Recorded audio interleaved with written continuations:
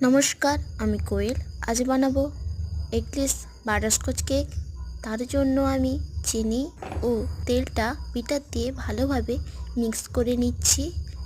আগে থেকে শুকনো ইনগ্রিডিয়েন্টসগুলো চেলে রেখেছিলাম এবং বাটার মিল্ক তৈরি করে রেখে দিয়েছিলাম। তারপর অল্প অল্প করে বাটার মিল্ক এবং শুকনো ইনগ্রিডিয়েন্টসগুলো মিশিয়ে নিচ্ছি।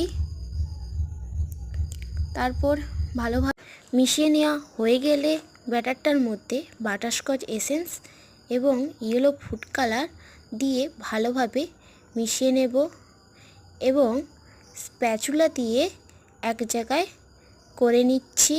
তারপর মোলটাতে ঢেলে দেব। তারপর একটা কাঠি দিয়ে দাগ করে নেব যাতে কোনো ব্যাটারটার মধ্যে লাম্পস না থেকে যায়। আর একটু ট্যাপ করে নিয়েছি। তারপর কেকটা বেক হতে দেব 40 থেকে 45 মিনিট।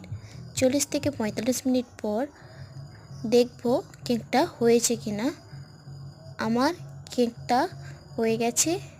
এবার কড়াই থেকে নামিয়ে নেব।